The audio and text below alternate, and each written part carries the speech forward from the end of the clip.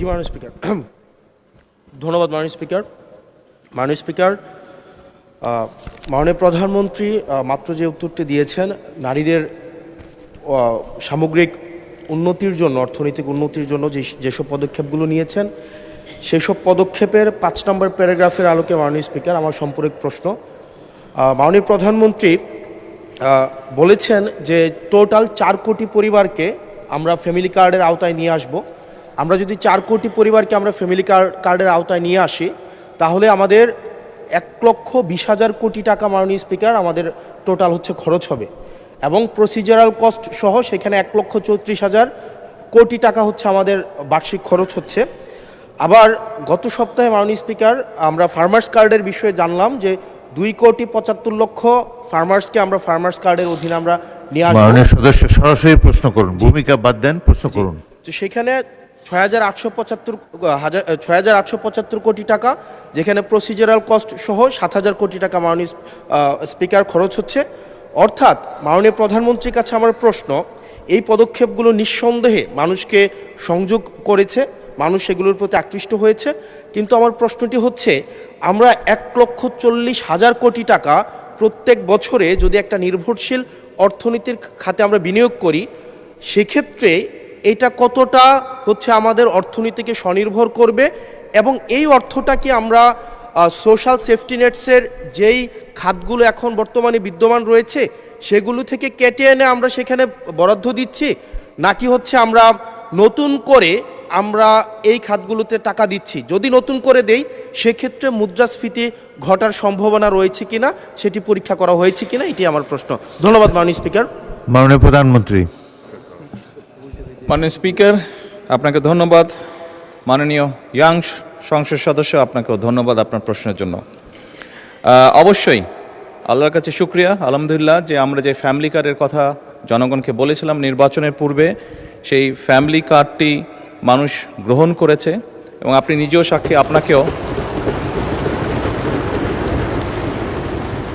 আপনি নিজেও সাক্ষী, আপনার নির্বাচনী এলাকাতেও আপনাকেও মহিলারা ঘিরে ধরেছিল ফ্যামিলি কার্ড দেওয়ার জন্য। আপনি উত্তরে বলেছেন যেই মুহূর্তে ফ্যামিলি কার্ড সরকার দেবে আপনি চেষ্টা করবেন তাদেরকে ফ্যামিলি কার্ড ডিস্ট্রিবিউট করার জন্য। মাননীয় সংসদ সদস্য, আপনি নিশ্চয়ই এটি অনুধাবন করতে পারবেন যে 4 কোটি পরিবারকে আমরা ফ্যামিলি কার্ড দিব, আমরা পর্যায়ক্রমিকভাবে সরকার এটা দেবে। পৃথিবীর কোনো সরকারের পক্ষেই একবারে এটি করা সম্ভব না। এই ডাটাগুলো কালেক্ট করতে হবে, কার কি অবস্থা, প্রত্যেকটা ফ্যামিলির ডাটা কালেক্ট করবে, পর্যায়ক্রমিকভাবে আমরা দিব। এবং প্রথম স্টেজে আমরা যারা ভালনারেবল ফ্যামিলি, আমরা তাদেরকে এই কার্ডগুলো দিব। কাজেই ধীরে ধীরে আমরা বাজেটটি তৈরি করব, এবং ধীরে ধীরেই আমরা কার্ড দেওয়ার সংখ্যাটা ধীরে ধীরে আমরা বাড়াবো। এবং সেজন্যই আমরা মনে করি আমাদের যেই সব হিসাব নিকাশ করেছি আমরা, তাতে করে বাজেটের উপরে কোনো চাপ পড়ার তেমন কোনো কারণ নেই। এটি গেলে 1 নম্বর। দ্বিতীয়ত, আপনি বলেছেন যে আরও যেগুলো সেফটি নেট,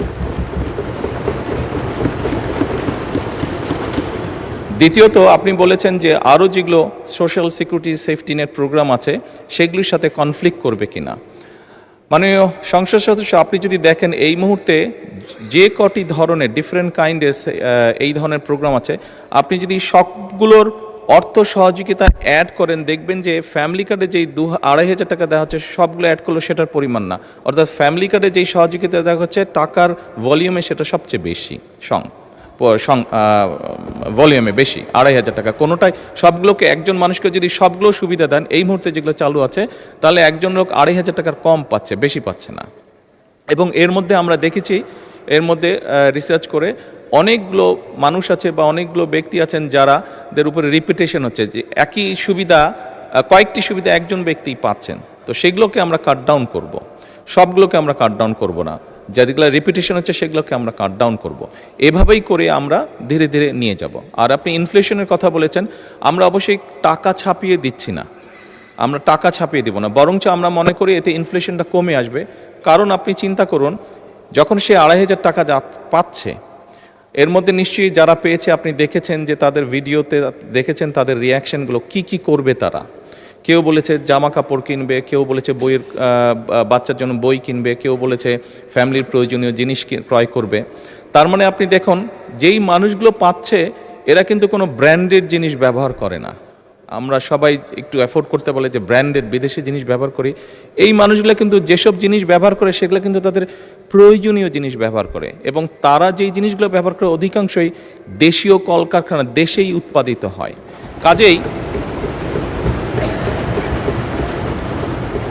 কাজেই মাননীয় সংসদ সদস্য, এই টাকাটা যখন তার কাছে যাচ্ছে, সে যখন খরচ করছে, এই টাকাটা কিন্তু গ্রামীণ ইকোনমিতে ব্যবহৃত হচ্ছে। সে হয় মুরগি কিনছে, সে হয়তো থালা বাসন কিনছে, সে হয়তো গামছা কিনছে, যেই সবগুলো জিনিস, সে তার বাচ্চার যে কাপড় কিনছে, সে তার বাচ্চার জন্য যে বই কিনছে, সবগুলো জিনিস লোকালি প্রডিউস হচ্ছে। তার ফলে যেটা হবে, আমাদের লোকাল ইন্ডাস্ট্রিগুলো ধীরে ধীরে, এই যে 1,64,000 কোটি টাকার আপনি কথা বললেন, এটি সম্পূর্ণভাবে লোকাল ইন্ডাস্ট্রিগুলোতে যাবে, লোকাল ইন্ডাস্ট্রিগুলোকে এগুলো হেল্প করবে। এবং স্বাভাবিকভাবে যখন একটি গ্রামে যখন অনেকগুলো ফ্যামিলি, অনেকগুলো মহিলা এই কার্ডটি পাবেন, তারা যখন যেই দোকানে গিয়ে সদাই করবেন, তারা জিনিসপত্র কিনবেন, সেই দোকানে আপনি খোঁজ করে দেখুন, এখন হয়তো একজন হেল্পার আছে দোকানের, তার স্টাফ হয়তো একজন আছে, কিন্তু আপনি 3 মাস পরে বা 6 মাস পরে দেখবেন তার স্টাফ 2 জন হয়ে গেছে। কারণ স্বাভাবিকভাবে অনেকগুলো ফ্যামিলির কাছে এই সহযোগিতাটা পৌঁছাবে এবং তারা সেখানে সদাই করতে যাবে বা জিনিসপত্র কিনতে যাবে। ফলে ওই দোকানের মালিক যে বা দোকানটা যা চালাচ্ছে, তার তখন একজন সহকারী হবে না, তার 2 জন সহকারী হবে, অর্থাৎ কর্মসংস্থানের একটি ব্যবস্থা হচ্ছে। একদিকে যেরকম এইটা এক কাইন্ড অফ ইনভেস্টমেন্ট, স্টেট রাষ্ট্রের একটা ইনভেস্টমেন্ট, যে ইনভেস্টমেন্টের মাধ্যমে ধীরে ধীরে লোকাল শিল্পগুলো গড়ে উঠবে, যে ইনভেস্টমেন্টের মাধ্যমে ধীরে ধীরে কর্মসংস্থানও গড়ে উঠবে। সেই জন্যই আমাদের হিসাব বলছে ইনফ্লেশন বরং কমবে, বাড়বে না। মাননীয় সংসদ সদস্য, ধন্যবাদ আপনার প্রশ্নের জন্য। মাননীয় সদস্যবৃন্দ, মাননীয় প্রধানমন্ত্রীর জন্য নির্ধারিত প্রশ্ন জিজ্ঞাসা ও উত্তর পর্ব এখানেই শেষ হলো।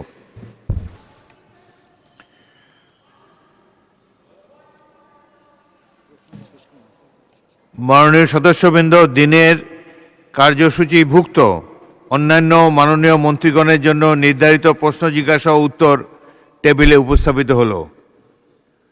মাননীয় সদস্য উমিন ফারহানা, আপনি কি পয়েন্ট অফ অর্ডারে দাঁড়িয়েছেন? বলুন। মাননীয় স্পিকার, আপনাকে অসংখ্য ধন্যবাদ। মাননীয় স্পিকার, গতকাল মার্কিন রাষ্ট্রদূতের সঙ্গে আমাদের বাণিজ্য মন্ত্রীর একটি বৈঠক হয়েছে, এবং সেই বৈঠকে মার্কিন রাষ্ট্রদূত আমাদের আমেরিকার সঙ্গে যে বাণিজ্য চুক্তি হয়েছে সেই বিষয়ে তিনি বেশ কিছু কথা বলেছেন। তার মধ্যে উল্লেখযোগ্য হলো 2 দেশের মধ্যে আমদানি রপ্তানির ঘাটতি, বাংলাদেশের কৃষি ও জ্বালানি পণ্য আমদানির প্রতিশ্রুতি, দেশে ব্যবসার পরিবেশ উন্নয়ন ও বিনিয়োগ আকর্ষণের জন্য নীতি সংস্কারের বিষয়গুলো মার্কিন রাষ্ট্রদূত তুলে ধরেন। মাননীয় স্পিকার, সেখানে মার্কিন রাষ্ট্রদূত আরেকটি বিষয় আমাদের মনোযোগ আকর্ষণ করে বলেছেন যে 2 দেশের মধ্যে বাংলাদেশ থেকে যে পরিমাণ পণ্য আমরা রপ্তানি করি, আমেরিকা থেকে সে পরিমাণ পণ্য আমরা আমদানি করি না, এবং যে কারণে একটা বাণিজ্য ঘাটতি তৈরি হয়েছে বিরাট, এবং এই বাণিজ্য ঘাটতি পূরণের লক্ষ্যে বাণিজ্য চুক্তি হয়েছে। কিন্তু মাননীয় স্পিকার, আমরা জানি যে 12ই ফেব্রুয়ারি আমাদের জাতীয় নির্বাচনের ঠিক 3 দিন আগে 9ই ফেব্রুয়ারি এই চুক্তিটি স্বাক্ষরিত হয়, এবং তখন বাংলাদেশের যারা সুশীল সমাজ আছেন, থিঙ্ক ট্যাঙ্ক আছেন, তারা বারবার বলেছেন যে একটি অনির্বাচিত সরকার এই ধরনের চুক্তি স্বাক্ষর করতে পারে না, এবং এই চুক্তিতে অনেকগুলো ক্লজ আছে যেটা বাংলাদেশের স্বার্থ বিরোধী। সুতরাং নির্বাচনের পরে যখন একটি নির্বাচিত সরকার আসবে, তখন যেন এই চুক্তিটি স্বাক্ষরিত হয়।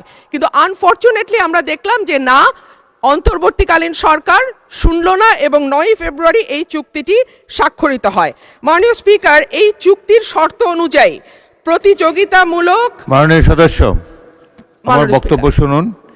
এটি কোনো পয়েন্ট অফ অর্ডার হলো না। 301 বিধিতে আপনি পড়লে দেখতে পাবেন যে পয়েন্ট অফ অর্ডার সংসদের চলমান বিষয়ের উপরে হতে হয়, কিংবা সংসদ কাজে শৃঙ্খলা রক্ষার জন্য হতে হয়। আপনি একটি নতুন প্রশ্ন উত্থাপন করেছেন, আপনি নোটিশ দেন, এটি বিবেচনা করে দেখা হবে। ধন্যবাদ। মাননীয় স্পিকার, একটা মিনিট। মাননীয় স্পিকার, এই চুক্তিটি 60 দিনের মধ্যে যদি সরকার চায় তারা এটিকে বাতিল করতে পারে, এবং চুক্তিটি সংসদে আনা হোক। এটি পয়েন্ট অফ অর্ডার হিসেবে গ্রহণ করতে পারছি না বলে দুঃখিত। মাননীয় সদস্যবৃন্দ, ত্রয়োদশ সংসদের চলতি অধিবেশনে বিশেষ অধিকার প্রশ্নের একটি নোটিশ পাওয়া গিয়েছে। নোটিশটি দিয়েছেন মাননীয় সদস্য শেখ ফরিদ আহমদ, চাঁদপুর 3। তিনি তার নোটিশে উল্লেখ করেছেন, সারা দেশে শিক্ষা মন্ত্রণালয়ের অধীন মাধ্যমিক ও উচ্চ মাধ্যমিক ও নিম্ন মাধ্যমিক বেসরকারি শিক্ষা প্রতিষ্ঠানের গভর্নিং বডি, ম্যানেজিং কমিটি প্রবিধানমালা 2024 সংশোধনী সহ অনুযায়ী গত 16 মার্চ 2026 তারিখে অ্যাডহক কমিটি গঠন সংক্রান্ত পরিপত্র জারি করা হয়। উক্ত পরিপত্রে স্থানীয় সংসদ সদস্যের সহিত আলোচনার বিষয়ে উল্লেখ করা হয় নাই। বিগত 15 মে 2024 তারিখে বাংলাদেশ গেজেটে একই বিষয়ে সুস্পষ্ট মতামত রয়েছে। ইহাতে আমি সহ সকল সংসদ সদস্যের অধিকার ক্ষুণ্ণ হয়েছে। মাননীয় সদস্য, সরকার জনস্বার্থে তার পূর্বের কোনো সিদ্ধান্ত পরিবর্তন করতে পারে। সরকারের কোনো নীতিগত সিদ্ধান্তের কারণে কোনো সদস্যের বিশেষ অধিকারের প্রশ্ন তোলা সমীচীন নয়। আর বিষয়টি নিয়ে মাননীয় সদস্য কার্যপ্রণালী বিধির অন্যান্য বিধিতে নোটিশ উত্থাপন করে মাননীয় মন্ত্রীর দৃষ্টি আকর্ষণ করতে পারেন। এমত অবস্থায় কার্যপ্রণালী বিধির 164 বিধির অধীনে আপনার আনিত নোটিশটি বিশেষ অধিকার ক্ষুণ্ণের প্রশ্ন হিসাবে গ্রহণ করা গেল না বলে দুঃখিত।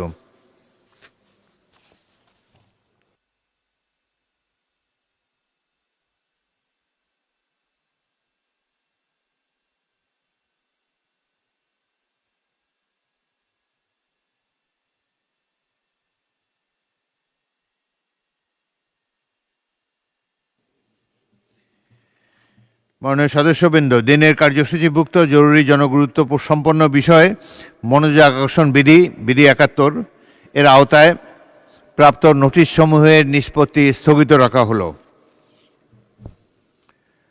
দিনের কার্যসূচি অনুযায়ী এখন সংসদের কার্যপ্রণালী বিধি 71 অনুযায়ী জরুরি জনগুরুত্বপূর্ণ সম্পন্ন বিষয়ে মনোযোগ আকর্ষণ এর নোটিশ, গৃহীত নোটিশ সমূহের উপরে আলোচনা। প্রথমে আমি সুনামগঞ্জ 5 আসন থেকে নির্বাচিত মাননীয় সদস্য কলিমুদ্দিন আহমদকে তার জরুরি জনগুরুত্বপূর্ণ বিষয়ে গুরুত্বসম্পন্ন বিষয়ে মনোযোগ আকর্ষণের নোটিশটি পড়ার জন্য আহ্বান জানাচ্ছি। নোটিশটি পড়ুন। মাননীয় স্পিকার, আপনাকে ধন্যবাদ। আমার উত্থাপনীয় বিষয় হচ্ছে সুনামগঞ্জ জেলার সুনামগঞ্জ দোয়ারাবাজার উপজেলা সড়ক বন্যায় বিধ্বস্ত হওয়া 2টি ব্রিজ নির্মাণ প্রসঙ্গে। সুনামগঞ্জ জেলার সুনামগঞ্জ থেকে দোয়ারাবাজার উপজেলা সড়কে 2টি ব্রিজ বন্যায় বিধ্বস্ত হওয়ার যোগাযোগ বিচ্ছিন্ন হয়ে পড়েছে এবং দোয়ারাবাজার উপজেলার জনগোষ্ঠীর জীবনযাপন দুর্বিষহ হয়ে পড়েছে। অনতিবিলম্বে বর্ণিত সড়কের 955 চেইনেজে নোয়াগাঁও ব্রিজ ও 3800 চেইনেজে পানাইলডরের ব্রিজ 2টি জরুরি ভিত্তিতে নির্মাণ অত্যন্ত গুরুত্বপূর্ণ। বিষয়টি জনগুরুত্বপূর্ণ বিধায় আমি মাননীয় মন্ত্রী মহোদয়ের দৃষ্টি আকর্ষণ করছি। এছাড়াও শরীফপুর ব্রিজ, পশ্চিম বাংলা বাজার ব্রিজ এবং নাসিমপুর ব্রিজের বিষয়ে আপনার সদয় দৃষ্টি আকর্ষণ করছি। ধন্যবাদ মাননীয় স্পিকার। ধন্যবাদ মাননীয় সদস্য। মাননীয় স্থানীয় সরকার, পল্লী উন্নয়ন ও সমবায় মন্ত্রী মির্জা ফখরুল ইসলাম আলমগীরকে এ বিষয়ে তার সংক্ষিপ্ত বিবৃতি প্রদানের জন্য আহ্বান জানাচ্ছি। ধন্যবাদ মাননীয় স্পিকার।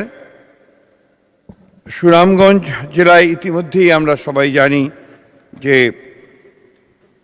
বন্যার পানি অনেকগুলো ক্ষতি করে ফেলেছে। বিশেষ করে যে ব্রিজগুলো আছে সেই ব্রিজগুলো অনেকগুলোই বিধ্বস্ত হয়ে গেছে। সুনামগঞ্জ ছাতক ভায়া দোয়ারাবাজার রাস্তায় আইডি নম্বর 6903320001 955 মিটার চেইনেজে 95 মিটার ব্রিজের কাজ এলজিডির রুরাল ট্রান্সপোর্ট ইমপ্রুভমেন্ট প্রজেক্ট 2 এর আওতায় বাস্তবায়ন শুরু করা হয়। অ্যাবেটমেন্ট এবং পাইল ক্যাপের কাজ হওয়া মাত্রই আগাম বন্যার পানিতে ব্রিজ সাইট সহ সমুদ্র এলাকা তলিয়ে যায়। এই পানি নিষ্কাশনের কোনো সুযোগ ছিল না। ইতিমধ্যে স্কিম এবং প্রকল্পের মেয়াদ শেষ হয়ে যাওয়ার কারণে অসম্পূর্ণ অংশ বাস্তবায়ন করা যায়নি। বৃষ্টির অসমাপ্ত কাজ অন্য কোনো প্রকল্প অন্তর্ভুক্ত করে বাস্তবায়নের উদ্যোগ গ্রহণ করা হবে। মাননীয় স্পিকার, আজকে সকালেই আমি এই বিষয়ে এলজিডির চিফ ইঞ্জিনিয়ার এবং সুনামগঞ্জের এক্সিকিউটিভ ইঞ্জিনিয়ারের সঙ্গে কথা বলেছি এবং বিষয়টি আমরা অতি দ্রুত পানি কমে যাওয়ার সঙ্গে সঙ্গেই এটা জরুরিভাবে এই ব্রিজগুলো সম্পন্ন করার উদ্যোগ আমরা গ্রহণ করব। একই সড়কের ৩,৮০০ মিটার চেইনেতে program for supporting rural bridges প্রকল্পের আওতায় ৮১ মিটার ব্রিজের কাজ চলমান আছে। ব্রিজের অ্যাবেটমেন্টের কাজ সমাপ্ত হয়েছে। বর্তমানে এই ব্রিজের সাইটে অতিরিক্ত পানি থাকায় নির্মাণ কাজ বন্ধ আছে। নির্ধারিত সময়ে এই ব্রিজটির কাজ সমাপ্ত হবে বলে আমরা আশা করছি। ধন্যবাদ মাননীয় স্পিকার। মাননীয় সদস্য কলিমউদ্দিন আহমদ, আপনি একটি সম্পূরক প্রশ্ন করতে পারেন। মাননীয় স্পিকার, সম্পূরক প্রশ্নের আগে আমি একটি বিষয়ে মাননীয় প্রধানমন্ত্রী এবং আমাদের হাউসকে অবহিত করতে চাই। প্রবল বর্ষণে সুনামগঞ্জ সহ সকল হাওর তলিয়ে যাচ্ছে। আমাদের কৃষকরা মাঠে লড়াই করছে ধান কাটার জন্য। এ বিষয়ে সরকারের পক্ষ থেকে সর্বাত্মক সহযোগিতা করার জন্য আমি আপনাদের সকলের দৃষ্টি করছি, বিশেষ করে মাননীয় প্রধানমন্ত্রী মহোদয়ের দৃষ্টি আকর্ষণ করছি। প্রশ্ন করুন, প্রশ্ন করুন।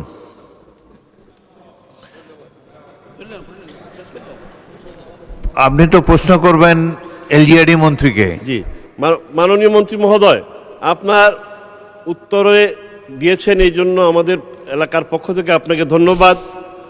আমরা আর 3টি ব্রিজের কথা বলেছি, সেই ব্রিজের ব্যাপারে আপনাকে আমি চিঠি দিব, দয়া করে এই বিষয়টি গুরুত্ব দিবেন, এই বিষয়ে আশ্বাস দিবেন। ধন্যবাদ।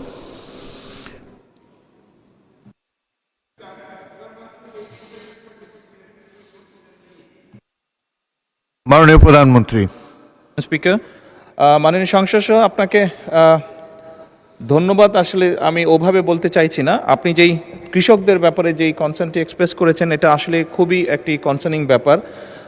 গত 3 দিন আগেই আবহাওয়া রিপোর্টের উপরে ভিত্তি করে আমি স্থানীয় প্রশাসনকে, এই 3টি জেলার স্থানীয় প্রশাসনকে নির্দেশনা দিয়েছিলাম মাননীয় স্পিকার, যে যদি এরকম হয়, আবহাওয়া যা বলছিল, প্রেডিকশন যা ছিল আবহাওয়ার, সেই ভিত্তিতে যদি বৃষ্টিপাত হয় তাহলে যেন তারা প্রিকশন নেয় কী কী করা যায়। আজকে সকালে এই সেশন শুরু হবার আগেও আমি দুর্যোগ ব্যবস্থাপনা মন্ত্রী ওনার সাথে আমি কথা বলে এসেছি এবং নির্দেশনা দিয়ে এসেছি যে সকল এই 3টি জেলার সহ ময়মনসিংহেরও কিছু অঞ্চল এই সমস্যার সম্মুখীন হয়েছে প্রবল বর্ষণে, এই এলাকাগুলোতে যেই কৃষকরা ক্ষতিগ্রস্ত হয়েছে, যাদের ফসল নষ্ট হয়েছে, তাদেরকে লোকেট করে আগামী 3 মাস আমরা তাদেরকে চেষ্টা করব সরকারের পক্ষ থেকে সহযোগিতা দেওয়ার জন্য। ধন্যবাদ মাননীয় স্পিকার। আমি এখন কুমিল্লা 4 আসন থেকে নির্বাচিত মাননীয় সদস্য মোহাম্মদ আবুল হাসনাতকে তার জরুরি জনগুরুত্ব সম্পন্ন বিষয়ে মনোযোগ আকর্ষণের নোটিশ পড়ার জন্য আহ্বান জানাচ্ছি। ধন্যবাদ মাননীয় স্পিকার। মাননীয় স্পিকার, আজকের উত্থাপনীয় বিষয় হচ্ছে কুমিল্লা সিলেট মহাসড়ক 4 লেনে উন্নীতকরণ প্রকল্পের স্থবিরতা দূরীকরণ এবং বর্তমানে জরাজীর্ণ দশার কারণে সৃষ্ট জনদুর্ভোগ নিরসন প্রসঙ্গে। মাননীয় স্পিকার, কুমিল্লা সিলেট মহাসড়কটি দেশের দক্ষিণ পূর্বাঞ্চলের সাথে উত্তর পূর্বাঞ্চলের সংযোগকারী প্রধান অর্থনৈতিক করিডোর। কুমিল্লার ময়নামতি থেকে ব্রাহ্মণবাড়িয়ার দরখার পর্যন্ত মোট 54 কিলোমিটার এই মহাসড়কটি 4 লেনে উন্নতি করার কাজ 2022 সালে শুরু হয়ে 2026 সালের জুনের মধ্যে শেষ হওয়ার কথা থাকলেও বর্তমানে এর কাজ প্রায় স্থবির হয়ে আছে। ভিডিও চিত্র এবং সরজমিন, এবং আমি যেহেতু এই এলাকার স্থানীয় বাসিন্দা, আমরা সব সময় দেখি মহাসড়কের বিভিন্ন স্থানে বড় বড় গর্তের সৃষ্টি হয়েছে এবং সংস্কার কাজের ধীরগতির কারণে সামান্য বৃষ্টিতে সড়কটি কর্দমাক্ত ও চলাচলের অযোগ্য হয়ে পড়েছে। বিশেষ করে ময়নামতি, কংসনগর, জাফরগঞ্জ, দেবিদ্বার, কোম্পানিগঞ্জ, মাধবপুর বাজার এলাকায় প্রতিদিন ঘন্টার পর ঘন্টা দীর্ঘ ভয়াবহ যানজট সৃষ্টি হচ্ছে এবং এই বর্ষাকালে খানাখন্দরের সাথে এখন যুক্ত হয়েছে এক ধরনের মরণফাঁদ। প্রতিদিন কোনো না কোনো দুর্ঘটনা ঘটছে। এই মহাসড়কটি ধারণ ক্ষমতার কয়েক গুণ বেশি যানবাহন বহন করায় এবং রাস্তার প্রশস্ততা যেহেতু কিছু গত সপ্তাহে উল্লেখ করেছি মাত্র 18 ফুট হওয়ায় নিয়মিত প্রাণঘাতী দুর্ঘটনা ঘটছে। একটা রিপোর্ট দিয়ে রাখি, গত 1 বছরে 100রও বেশি মানুষ এই রাস্তায় দুর্ঘটনায় মারা গিয়েছে। মাননীয় স্পিকার, দক্ষিণ পূর্ব এশিয়ার 5টি দেশের সঙ্গে উপ আঞ্চলিক সংযোগের এই গুরুত্বপূর্ণ রুটটি বর্তমানে চরম জনদুর্ভোগের কারণ হয়ে দাঁড়িয়েছে। অতএব বিষয়টি অত্যন্ত জনগুরুত্বপূর্ণ বিধায় মাননীয় মন্ত্রী মহোদয় প্রকল্পের কাজ দ্রুত বাস্তবায়নে কি কার্যকর পদক্ষেপ নিচ্ছেন এবং বর্তমানে মহাসড়কের জরাজীর্ণ অংশগুলো জরুরি ভিত্তিতে মেরামতের জন্য কোনো পরিকল্পনা আছে কিনা তা সংসদকে অবহিত করার জন্য সবিনয় অনুরোধ জানাচ্ছি এবং স্পেসিফিকভাবে মাননীয় মন্ত্রী আপনি উল্লেখ করবেন কিনা সে বিষয়টি আপনার কাছে সবিনয় অনুরোধ জানাচ্ছি। ধন্যবাদ মাননীয় স্পিকার। মাননীয় সদস্য ধন্যবাদ। এবার মাননীয় সড়ক পরিবহন ও সেতু মন্ত্রী জনাব শেখ রবিউল আলমকে এ বিষয়ে একটি সংক্ষিপ্ত বিবৃতি প্রদানের জন্য আহ্বান জানাচ্ছি। মাননীয় স্পিকার, আপনাকে ধন্যবাদ। মাননীয় সংসদ সদস্য, কুমিল্লা সিলেট মহাসড়কের 4 লেনে উন্নতিকরণ প্রকল্পের স্থবিরতা দূরীকরণ এবং জরাজীর্ণ দশার সমাধান চেয়েছেন। মাননীয় সংসদ সদস্য এবং মহান সংসদকে এ বিষয়ে অবগত করছি, বাংলাদেশ সরকার এবং ভারতীয় লাইন অফ ক্রেডিটের যৌথ অর্থায়নে কুমিল্লা ব্রাহ্মণবাড়িয়া জাতীয় মহাসড়ককে 4 লেনে জাতীয় মহাসড়কে উন্নতিকরণ প্রকল্পটি ইতিমধ্যে